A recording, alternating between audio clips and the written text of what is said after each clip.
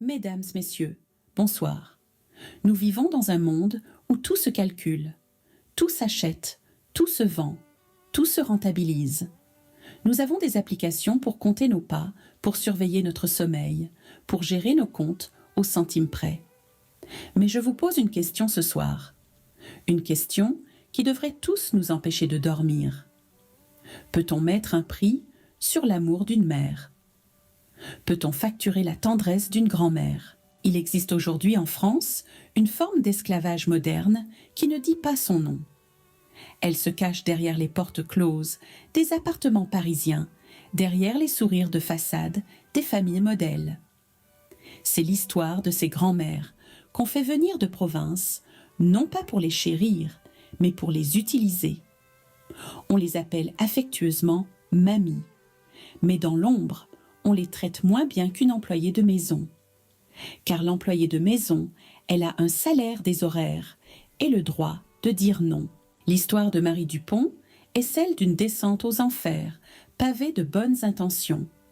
C'est l'histoire d'une femme qui a cru que le sang était plus fort que l'argent et qui s'est réveillée trop tard, le cœur brisé, avec pour seule reconnaissance une feuille de calcul Excel. Préparez-vous, car ce que vous allez entendre dépasse l'entendement. C'est l'histoire de la comptabilité de l'ingratitude. Notre récit commence par une scène d'une banalité affligeante. Et pourtant, c'est là que le masque tombe.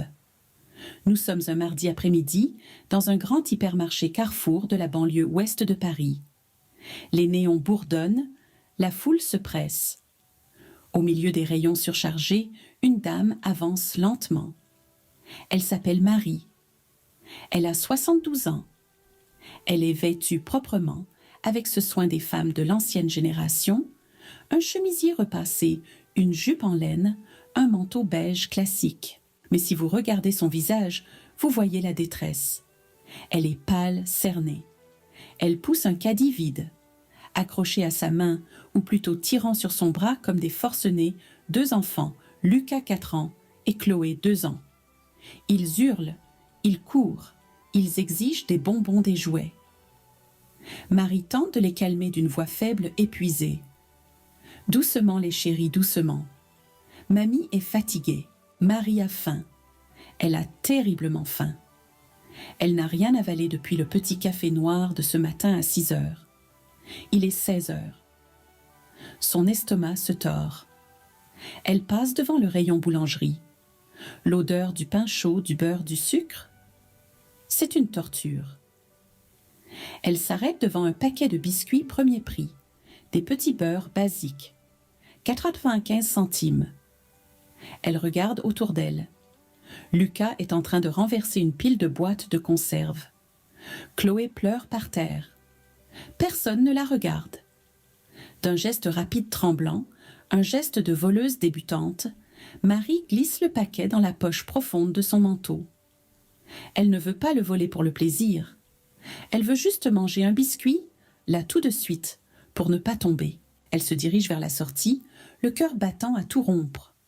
Elle passe les portiques de sécurité. Bip, bip, bip. Le son strident la fige sur place. Les clients se retournent. Un vigile, un grand gaillard en uniforme noir s'approche. Il n'est pas brutal, mais il est ferme. « Madame, s'il vous plaît, venez avec moi. » Il l'emmène dans le petit local de sécurité, traînant les 2 enfants qui, sentant le drame, se mettent à hurler de plus belle. Le vigile lui demande de vider ses poches. Marie, rouge de honte, les larmes aux yeux, sort le paquet de biscuits écrasés. Le vigile soupire. Il a l'habitude des petits larcins, mais là, il est perplexe. Il a vu Marie arriver. Il a vu la voiture. « Enfin, madame, » dit-il d'un ton presque reprobateur. « Je vous ai vu vous garer sur la place Famille. Vous êtes descendu d'un SUV BMW flambant neuf, une voiture à 60 000 €, et vous volez un paquet de gâteaux à 1 euro. C'est de la kleptomanie? Vous avez oublié votre portefeuille. » Marie éclate en sanglots, un torrent de larmes qu'elle retient depuis des mois. Elle s'effondre sur la chaise en plastique. « Ce n'est pas ma voiture. » hoquette-t-elle. C'est celle de mon fils. Je n'ai pas de portefeuille. Je n'ai pas un centime. Je n'ai rien. J'avais juste faim. Le vigile reste interdit. Il regarde cette femme qui a l'apparence de la bourgeoisie, mais la détresse d'une sans-abri. Il ne le sait pas encore, mais il vient de soulever le couvercle d'un drame familial sordide. Pour comprendre comment Marie, ancienne institutrice à la retraite propriétaire de sa maison, en est arrivée à voler pour manger, il faut remonter 6 mois en arrière. Marie vivait en Corrèze. Elle avait une jolie maison en pierre, avec un grand jardin potager qu'elle entretenait amoureusement. Elle avait ses habitudes, ses voisines, son club de lecture. Elle n'était pas riche, mais elle vivait bien. Elle était libre. Son fils unique, Jérôme, vivait à Paris. Jérôme a réussi en apparence. Il est cadre dans une banque. Il a épousé Sophie, une femme ambitieuse qui travaille dans le marketing. Ils ont 2 enfants, une belle situation, mais ils ont un problème éternel, le temps et l'argent. La vie parisienne coûte cher. Les nounous coûtent une fortune. La crèche est saturée. Jérôme appelle sa mère toutes les semaines. Au début, c'est pour prendre des nouvelles. Puis insidieusement, le discours change. Jérôme se plaint. « C'est dur, maman. On n'y arrive plus. Sophie rentre tard, les nounous nous lâchent. Ça nous coûte 1 500 € par mois de garde. » On est épuisé. Les enfants ne voient personne. Et puis la proposition arrive. Enrobée de miel. « Maman, pourquoi tu restes toute seule dans ce grand trou perdu? Tu t'ennuies, non, viens vivre avec nous, à Paris. On a besoin de toi. Les enfants ont besoin de leur grand-mère. On serait une vraie famille. » Marie hésite. Elle aime sa maison. Mais l'argument affectif est une arme redoutable. Tu ne veux pas voir grandir tes petits-enfants. Tu préfères tes poireaux à Lucas et Chloé. Sophie, la belle-fille, prend le relais au téléphone. Elle est charmante, persuasive. Marie, écoutez, on a tout calculé. Vous vendez votre maison en Corrèze. Avec l'argent, Jérôme le place sur un compte bloqué qui rapporte gros pour votre sécurité plus tard. Vous venez habiter chez nous. En échange de la garde des petits, on vous loge, on vous nourrit et on vous donne 800 € d'argent de poche par mois. C'est du net. Vous serez une reine. Marie finit par céder. Elle vend sa maison. Le cœur serré, elle voit partir ses meubles, ses souvenirs. Elle remet un chèque de 200 000 € à son fils qui lui promet de gérer ça en bon père de famille. Elle monte dans le train pour Paris avec une valise et l'espoir d'une fin de vie douce et entourée. Elle ne sait pas qu'elle vient de signer son arrêt de liberté. L'arrivée à Paris est un choc. L'appartement de Jérôme et Sophie est beau, certes, situé à Levallois-Perret. Mais il n'est pas extensible. « Où est ma chambre ?» demande Marie en arrivant. Sophie a un petit rire gêné. « Ah, pour l'instant, comme les prix de l'immobilier sont fous, on n'a pas pu prendre plus grand. Vous dormirez dans la chambre de Lucas et Chloé. On a mis un lit superposé. Vous serez en bas. Lucas en haut. C'est temporaire, hein? Juste le temps de s'organiser. » Marie accuse le coup. À 72 ans, dormir avec des enfants en bas âge, ne pas avoir d'intimité, pas de coin à elle. Mais elle ne dit rien. Elle veut aider. Le premier mois se passe à peu près bien. C'est la lune de miel. Marie s'occupe des enfants du matin au soir. Jérôme lui verse les 800 € promis. Marie achète des jouets. Au petit se paie quelques revues, un nouveau gilet. Mais dès le 2e mois, la mécanique se grippe. Jérôme rentre un soir, l'air soucieux. « Maman, tu sais, l'électricité a flambé cet hiver. Et puis tu consommes pas mal d'eau avec tes bains. Ce mois-ci, je vais te donner 500 €. C'est juste un ajustement, ça ira. » Marie, conciliante, hoche la tête. « Bien sûr, mon chéri, je ne veux pas être un poids. » Elle ne prend plus de bain. Elle fait attention à tout. Mais ce n'est pas seulement l'argent qui diminue. C'est la charge de travail qui augmente. Au début, c'était garder les enfants. Mais Sophie commence à laisser des listes le matin sur la table de la cuisine. « Marie, puisque vous êtes là toute la journée, pourriez-vous lancer une machine ?»« Marie, un petit coup de fer sur les chemises de Jérôme, vous faites ça si bien. »« Marie, le frigo est vide, passez faire les courses avec les petits. »« Marie, préparez le dîner, on rentre tard. » Marie devient la bonne, la nounou, la cuisinière, la femme de ménage. Elle commence ses journées à 6h30 quand le bébé pleure et les finit à 23h quand elle a fini de ranger la cuisine après le dîner des adultes.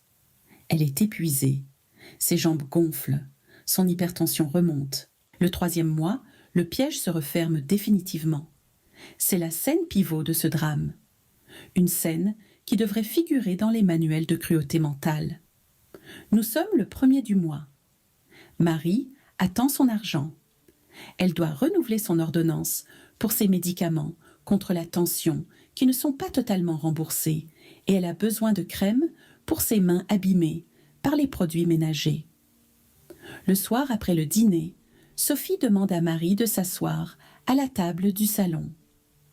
Jérôme est là fuyant le nez dans son téléphone. Sophie ouvre son ordinateur portable. Alors Marie, on a fait les comptes pour ce mois-ci. On veut que tout soit clair et équitable. Les bons comptes font les bons amis, n'est-ce pas? Même en famille. Elle tourne l'écran vers Marie. Il y a un tableau Excel. Des colonnes, des lignes, des chiffres rouges et verts. Regardez, explique Sophie avec un ton professoral, pointant l'écran avec son stylo. Ici, c'est la colonne dépenses que vous occasionnez. Ligne 1, loyer. Une chambre à Levallois, c'est 800 €. Comme vous partagez avec les enfants, on a divisé par 2. On vous compte 400 € de loyer. C'est cadeau. Ligne 2, nourriture. Vous mangez midi et soir. On a compté 10 € par jour. Ça fait 300 €. Ligne 3, charge. Eau, électricité, chauffage, internet, vous utilisez le Wi-Fi pour votre tablette. On a mis un forfait de 100 €. Sophie fait une pause, satisfaite de sa démonstration. Donc, le total de ce que vous nous coûtez, c'est 800 € par mois. Comme on avait convenu de vous verser 800 € pour l'aide avec les enfants, 800 moins 800, ça fait 0. Elle claque l'ordinateur. Voilà. Ce mois-ci, on est quitte. C'est génial, non? Vous n'avez rien à nous verser. On vous offre le gîte et le couvert intégralement contre les services rendus. C'est un échange gagnant-gagnant. Marie reste bouche bée. Son cerveau n'arrive pas à traiter l'information. Mais... Sophie, balbutie-t-elle, et mes médicaments? Et si je veux m'acheter un ticket de bus ou un timbre? Je fais comment? Sophie hausse les épaules, rangeant ses dossiers. Oh Marie, pour les médicaments, demandez à Jérôme. Il vous avancera si c'est vraiment nécessaire. Pour le reste, vous n'avez pas besoin de sortir. Vous avez tout ici. On a Netflix, on a le parc en bas. À votre âge de quoi avez-vous besoin de plus? Allez, bonne nuit demain. Lucas a école tôt. C'est ainsi que Marie est devenue une indigente, une esclave sans salaire. Elle n'a plus 1 €. Elle n'ose pas demander à Jérôme pour ses médicaments, car à chaque fois qu'elle demande 10 €, il soupire, il lève les yeux au ciel, il dit « Maman, tu nous coûtes cher, quand même fais attention ». Alors elle arrête ses médicaments. Elle coupe les comprimés en 2 pour les faire durer. Elle a des vertiges. Elle a des maux de tête violents. Elle ne mange plus à sa faim. À table le soir, Sophie sert les portions. Les meilleurs morceaux pour Jérôme et les enfants. Pour Marie, oh, il reste un peu de purée et la carcasse du poulet. Marie aime bien rogner les os, n'est-ce pas? Marie dit oui. Elle a perdu sa fierté. Elle a perdu sa voix. Elle est devenue une ombre grise qui frotte, qui lave, qui berce et qui s'éteint. L'incident du supermarché, le vol du paquet de gâteaux, n'était qu'un symptôme. Jérôme est venu la chercher au poste de sécurité. Il n'a pas été inquiet. Il a été furieux. Dans la voiture, il a hurlé « Tu es folle volée, avec ma voiture garée devant. Tu veux ruiner ma réputation? Si ça se sait à la banque, je suis finie. Tu me fais honte. » Marie pleurait en silence à l'arrière, serrant le paquet de biscuits que le vigile par pitié lui avait laissé. Jérôme ne lui a même pas demandé pourquoi elle avait faim. La fin de ce calvaire arrive 1 mois plus tard de la manière la plus dramatique qui soit. C'est l'heure du bain. 18h30. La salle de bain est une étuve. Marie est à genoux sur le carrelage dur. Elle lave le petit Lucas. Elle a mal à la tête, une barre de fer qui lui écrase les tempes. Sa tension doit être à 20. Elle n'a plus de médicaments depuis 3 semaines. Lucas éclabousse, il rit, il jette ses jouets. « Arrête, Lucas, s'il te plaît, » murmure Marie. Soudain, le monde bascule. Des points noirs dansent devant ses yeux. Le bruit de l'eau devient un rugissement lointain. Marie vacille. Elle essaie de se retenir au rebord de la baignoire, mais sa main glisse. Elle s'effondre lourdement sa tête, heurtant le lavabo avant de toucher le sol. Le noir complet. Elle se réveille aux urgences de l'hôpital Beaujon. Bruit-lumière, odeur d'éther. Un médecin est penché sur elle. Il a l'air grave. « Madame Dupont, vous m'entendez? Vous avez fait un malaise vagal sévère, dû à une poussée hypertensive. Et nous avons les résultats de votre prise de sang. Vous êtes en état de malnutrition avancée. Vos carences sont celles d'une personne vivant dans une grande précarité. » Le médecin regarde son dossier. Adresse Levallois-Perret. Quartier riche. Il ne comprend pas. C'est alors que la porte s'ouvre. Sophie arrive. Elle n'a pas l'air inquiète. Elle a l'air agacée. Elle a encore son oreillette de téléphone portable. Elle entre, voit sa belle-mère sur le lit, sous perfusion. Elle ne l'embrasse pas. Elle ne demande pas « Comment ça va ?» Sa première phrase, lancée d'une voix stridente, qui résonne dans tout le service, est la suivante. Mais enfin. Marie, quelle idée de tomber dans les pommes, à l'heure du bain.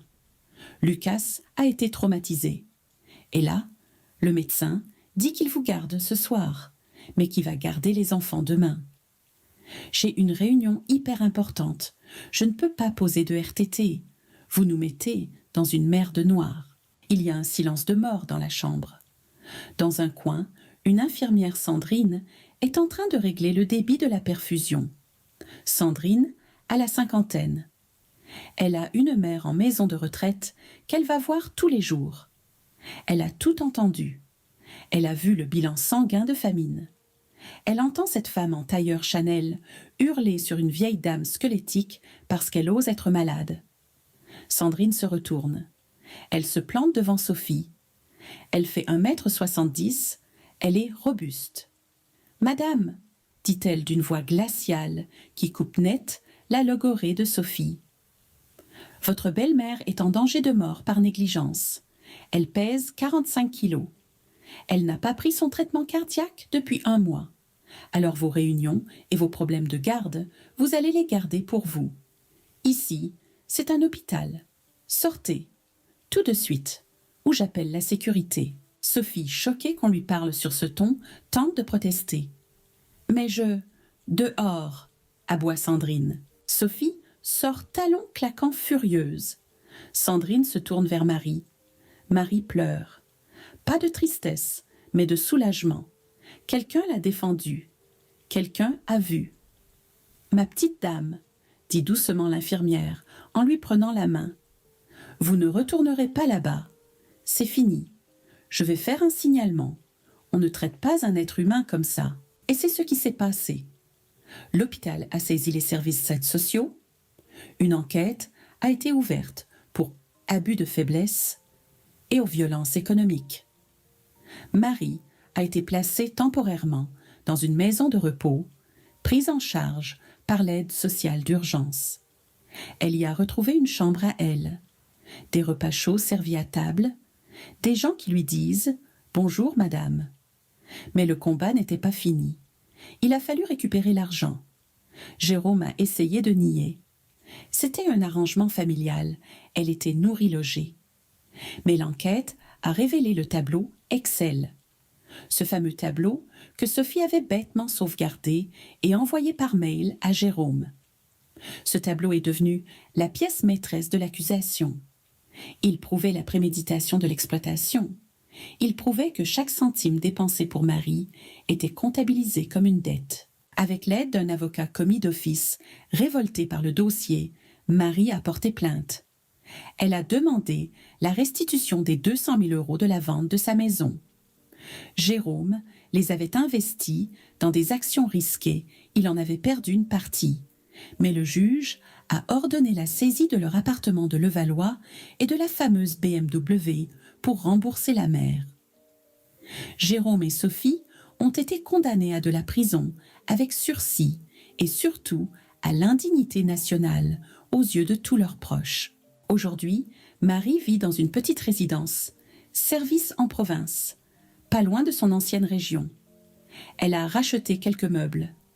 Elle a un petit balcon avec des géraniums.